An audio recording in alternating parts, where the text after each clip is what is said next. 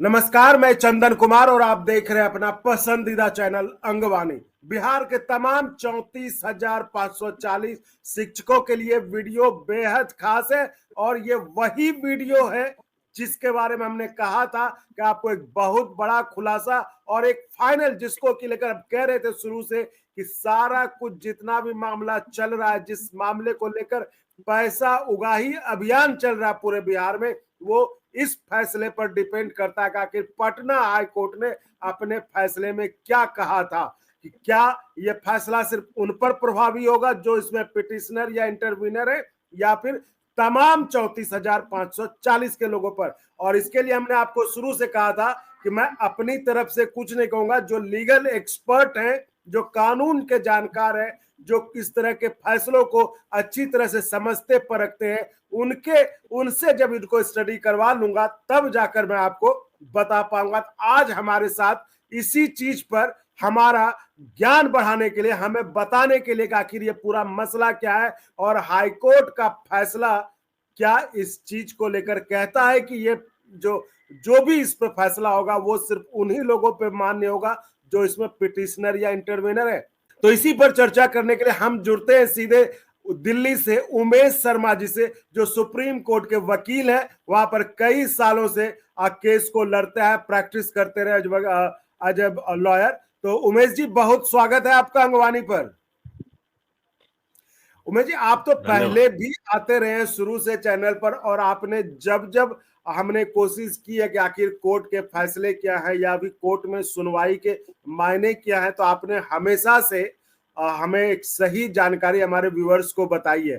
तो सर, ये मामला भी बहुत बड़ा है क्योंकि बिहार के 34,540 शिक्षकों का मामला है और वो एक गुमराही के कारण एक फैसले पे ये बताया गया कि इसका फैसला जो है उन्हीं लोगों पर मान्य होगा जो इस फैसले में पिटिशनर या इंटरवीनर बने हुए हैं। तो इस पर हमने आपसे आग्रह किया था कि आप इसका अध्ययन करें और इसमें देखें कि क्या ऐसा पटना हाईकोर्ट ने कहा है। तो सर, आपने इसको समय निकाला, इसके लिए सबसे पहले आपको उन तमाम 34,540 शिक्षकों की तरफ से आपका आभार व्यक्त करते हैं कि आपने समय निकाला, क्योंकि अब जो आप आगे बताने वाले हैं वो उन लोगों के लिए बेहद राहत की सांस देने वाली खबर है। तो सर, हम सीधे आप ही के पास चलते हैं। आप बताएं सर इस खबर को, आखिर ये मामला में पटना हाई कोर्ट का आदेश क्या था। उमेश सर।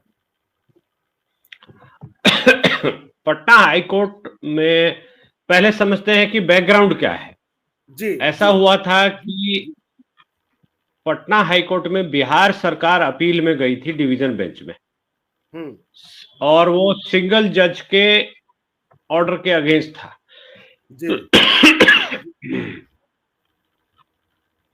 और ये कैटेगरी आती है जो सिंगल जज के, अगर कोई रिट पिटीशन फाइल होती है तो सिंगल जज के यहाँ जाती है, और अगर सिंगल जज ने ऑर्डर कोई किया, अगर जो पार्टी उससे एग्रीव्ड होती है वो लेटर पेटेंट अपील लगाती है, एलपीए।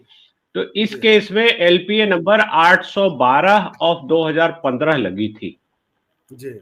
और उस सब तब तक, जब तक ये एलपीए सुनवाई में आती तब तक बहुत सारे और रिट पिटीशन अलग अलग से लग गई। तो चूंकि ये विषय कॉमन था, question of law involve common था, तो हाई कोर्ट अक्सर ऐसा करती है, सुप्रीम कोर्ट भी करती है कि सारे केसेस को एक बेंच में डिसाइड कर दिया, क्योंकि सिंगल जज ने जो फैसला दिया है अब किसी सिंगल जज के यहाँ जाएगा तो वही फैसला आएगा, फिर उसकी अपील बेंच में पड़ी हुई है। तो अपील बेंच क्या करती है कि वो सारे केसेस को जोड़ देती है। तो ऐसा हुआ था कि बिहार सरकार ने, पटना उच्च न्यायालय ने बिहार सरकार की अपील के साथ जितनी भी रिट पिटीशन फाइल हुई अलग अलग लोगों द्वारा, उस सबको क्लब कर दिया। उसके बाद ऑर्डर, इसमें जो ऑर्डर हुआ है 5 अप्रैल 2018 को ये ऑर्डर हुआ है, जो मैं अभी रेफर कर रहा हूं, और मूल विषय भी है। तो इसे सर आप क्या दिखाएंगे, दिखाना चाहते हैं भी कोर्ट का ऑर्डर, जिस ऑर्डर का जिक्र कर रहे हैं? हाँ, जो रिलेवेंट पार्ट है वो दिखा दूंगा। पहले मैं बैकग्राउंड समझा दूं, उसके 2 मिनट बाद ले लेते हैं। इसमें ये एलपीए जो मैंने समझाया कि एलपीए लगी, तो एलपीए क्या होती है, सिंगल जज के अपील होती है तो 2 जजों के यहाँ लगती है, तो जिसको कि अगली बेंच बोली जाती है। अब एलपीए में वो सिंगल जज के जजमेंट को रिवर्स भी कर सकते हैं, चेंज भी कर सकते हैं और अपहोल्ड भी कर सकते हैं। कानूनन ये है, ये लेटर पेटेंट अपील इसको बोलते हैं। तो ये 2 जजों के यहाँ लगी थी। 5 अप्रैल 2018 में इसका फैसला हुआ। जस्टिस अनिल कुमार उपाध्याय थे उस वक्त और चीफ जस्टिस के साथ बैठे थे। उस समय चीफ जस्टिस राजेंद्र मेनन साहब हुए, जो बाद में दिल्ली हाई कोर्ट के भी चीफ जस्टिस हुए और अब रिटायर होके जो बहुत सारी कमिटीज हैं सुप्रीम कोर्ट की उसके जज है। तो 5 अप्रैल 2018 की जो जजमेंट, जो डिवीजन बेंच की जजमेंट बोली जाएगी, जो कि मान्य है। अब जब तक सुप्रीम कोर्ट इसको सेटिसाइड नहीं करेगी तब तक ये मान्य माना जाएगा, और सुप्रीम कोर्ट भी सेट असाइड जब करेगी तो उसमें जो टर्म्स एंड कंडीशंस, जो भी ऑर्डर वो देगी वो मान्य होगा। तो इस जजमेंट को पढ़ के ऐसा, पहले बैकग्राउंड समझा दूं, थोड़ा सा टेढ़ा मसला है, क्योंकि आपके ऑडियंस शिक्षक है तो वो इस विषय को थोड़ी सी गंभीरता से सुनेंगे तो समझ में आ जाएगा जी। आपको देखना यह है कि सिंगल जज ने ऑर्डर पास किया था, उसके विरुद्ध सुप्रीम कोर्ट, उसके विरुद्ध बिहार सरकार डिवीजन बेंच में अपील में गई थी। तो पहली बात तो यह है कि अपीलेंट यहां पर बिहार सरकार है और जो जजमेंट है वो जजमेंट पटना हाई कोर्ट के सिंगल जज का है, और उस जजमेंट में जो डायरेक्शन दी गई थी उस डायरेक्शन को चेंज करवाने के लिए बिहार सरकार गई थी। अंततोगत्वा इसमें यही हुआ है कि जो बिहार सरकार की अपील थी उसको रिजेक्ट किया गया है, रिजेक्ट हुआ। इसका मतलब सिंगल जज का जो ऑर्डर था वो लागू रहेगा। लेकिन इसमें अब आप शेयर कर सकते हैं ये जजमेंट, अब मैं रेफर करूंगा तो समझ में आ जाएगा, आपको शेयर कर सकते हैं अब आप जी। इसके बाद इसका जो रेलेवेंट पैरा है इस जजमेंट का, ये लंबी चौड़ी जजमेंट है, इसको बहुत सारे पहलू में ये सर इसका पहला पेज दिखा दे सर पहले थोड़ा, ताकि लोगों को पता चल जाए कौन सा जजमेंट। हाँ, जो मैं बता रहा हूँ, देखिए ये in the high court of judicature है Patna, civil writ case number 25,362/13 है। ये ऊपर लिखा हुआ है, इसके नीचे जब आप देखेंगे तो दूसरे केस भी विद लिखा हुआ है जी जी। उसके ये 16 का केस है, वो 13 का केस था, ये 16 का केस है। उसके बाद और आप आगे चलेंगे तो क्योंकि ये बंच मैटर हो जाते हैं तो थोड़ा सा कॉमन मैन को समझने में या लॉयर्स को भी समझने में इसमें गलती हो जाती है।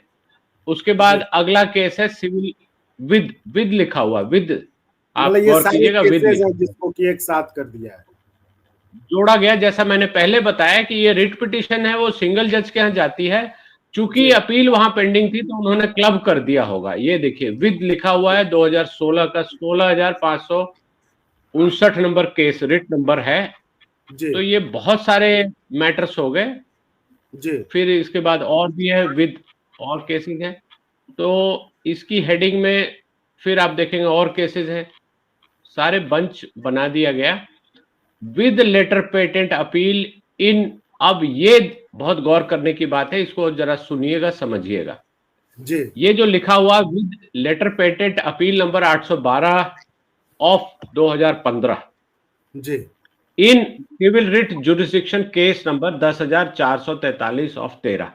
इसका मतलब 10,443 में जो सिंगल जज साहब ने जो ऑर्डर किया है उसकी अपील बिहार सरकार ने लगाई थी, वो एलपीए है 812/15।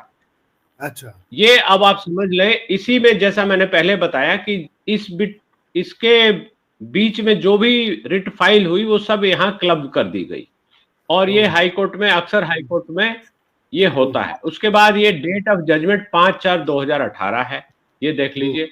ये बेंच का नाम होता है, कोरम है, जो जजेज होते हैं जी, ये नाम लिखा जाता है। उसके बाद आप पढ़ते हैं इस पूरी जजमेंट को, जब आप पढ़ेंगे तो मैं जो रेलेवेंट आप डिस्कशन कर रहे हैं वो पैरा 22 में सीधा मैं आ जाता हूँ जी। पैरा 22 में इसको लेके बहुत स्पेसिफिक बात कोर्ट ने बोली है। आपको ध्यान ये रखना है कि बिहार सरकार ने ये अपील लगाई थी सिंगल जज के ऑर्डर के विरुद्ध, तो उस पे क्या बोला है। जब आप इस चीज को अपने बैक ऑफ माइंड रखेंगे तब आपको समझ में आ जाएगा कि कोर्ट ने क्या बोला है, क्या लॉ है और किस तरह से ये लागू होगा।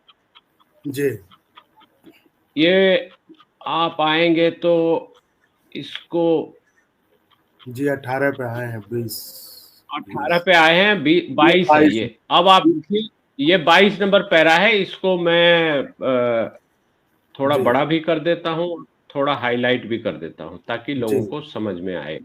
जी इसको साफ पढ़ दिख के, रहा है।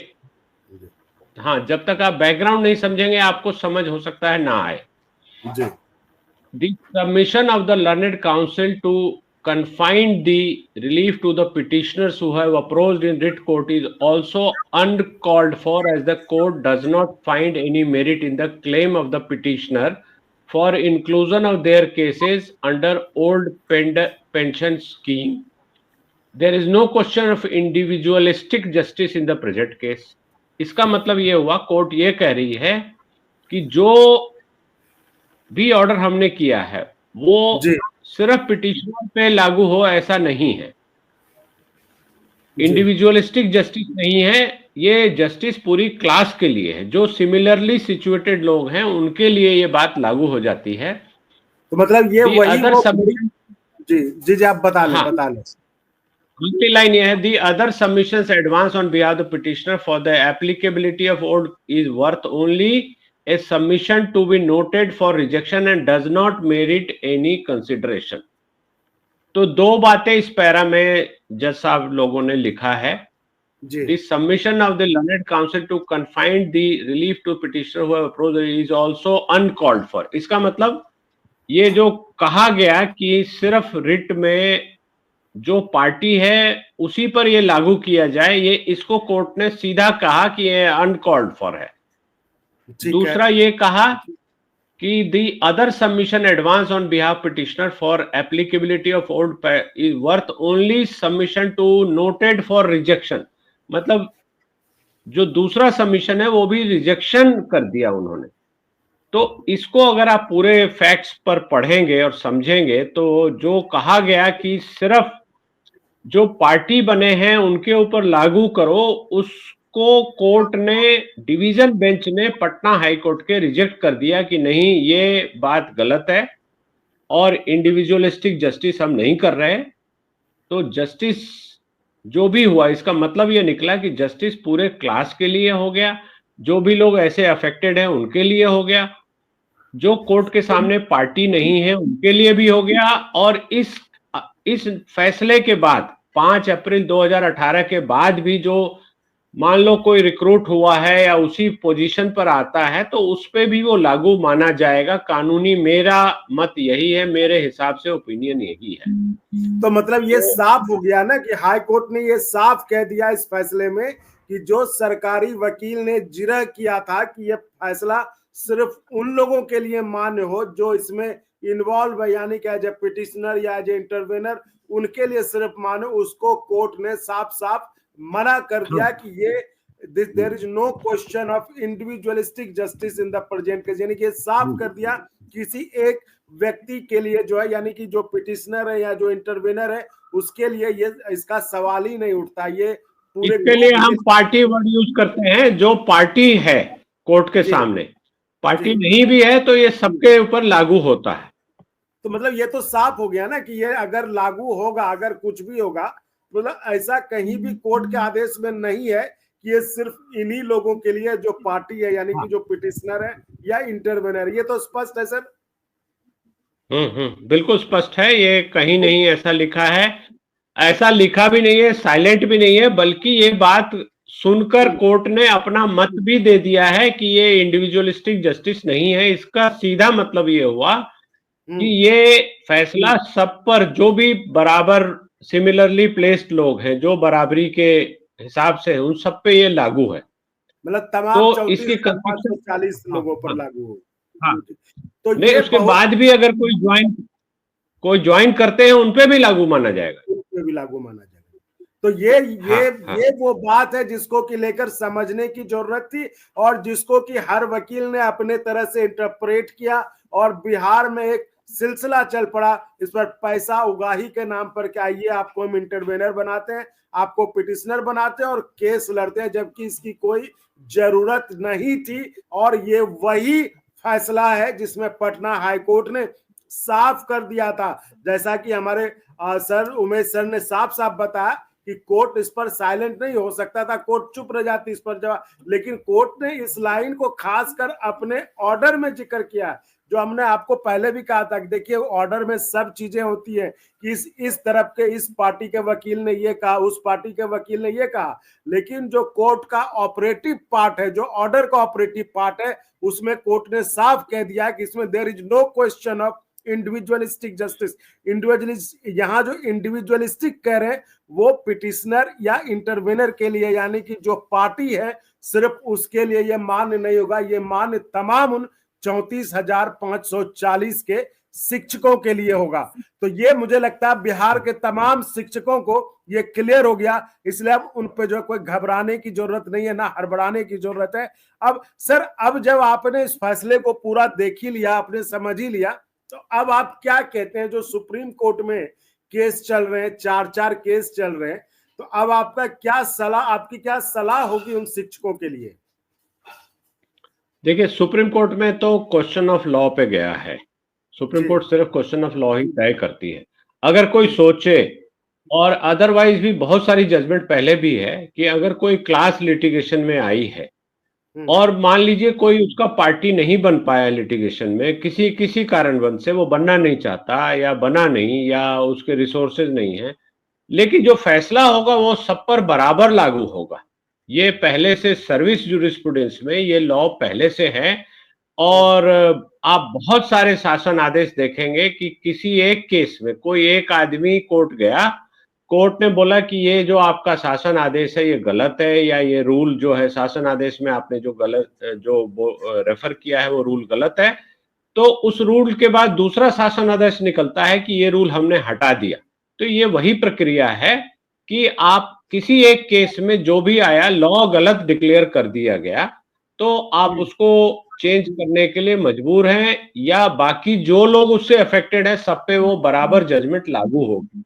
ये मेरा ऐसा मानना है, और ये लॉ भी है जी। तो ये ऐसा तो हो ही सकता है, मान लीजिए खुदा न खास्ते ऐसा कुछ ऑर्डर आ गया कि जो पिटिशनर या इंटरविनर के लिए है, चूंकि ये तो पटना हाईकोर्ट का ऑर्डर है, तो उस आधार को, उस फैसले को आधार बनाते हुए दूसरे लोग कोर्ट में केस करके वो अपने लिए भी उसके लिए न्याय मांग सकते हैं।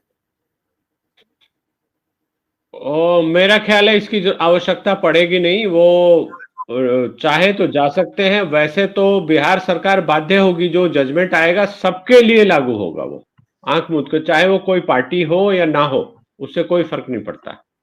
तो देखिए ये साथियों, ये बहुत बड़ी खबर है, और मुझे लगता है कि आज के बाद किसी के मन में, आज के इस वीडियो के बाद किसी के मन में कोई संशय और शंका नहीं होना चाहिए, और ना ही किसी को परेशान होना चाहिए कि हमें इंटरवेनर बना दो, हमें पिटिशनर बना दो, क्योंकि सुप्रीम कोर्ट के वकील उमेश जी ने यह साफ कर दिया है कोर्ट का ऑर्डर पढ़ते हुए कि इसमें कहीं भी ऐसा, पटना हाईकोर्ट ने अपने आदेश में यह नहीं लिखा है कि इस फैसले का अमल यानी प्रभाव जो है सिर्फ उन पर पड़ेगा जो पार्टी है या जो इंटरवीनर है या पिटिशनर। ये पूरा जो है इस फैसले का प्रभाव उन तमाम 34,540 शिक्षकों पर पड़ेगा, क्योंकि कोर्ट ने यहाँ पर इस तरह का कोई आदेश नहीं दिया है। और ये भी एक बात स्पष्ट हो गई कि कैसे इसको एक वकील के जिरह को, जिसको कोर्ट ने नहीं माना, उस जिरह को आधार बनाते हुए पूरे बिहार में इसके केस के नाम पर, इंटरवीनर बनाने के नाम पर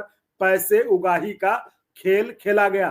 खैर, लेना देना आपका मामला था, उसमें हम कुछ नहीं कह रहे। हम माने आपको अब मामला स्पष्ट कर दिया कि अब आपको परेशान नहीं होना, जो गवा चुके सो गवा चुके। अब आप शांति से बैठिए, जैसा कि सुप्रीम कोर्ट के वकील उमेश सर ने कहा। उमेश सर, और कुछ कहना चाह रहे इसमें आप?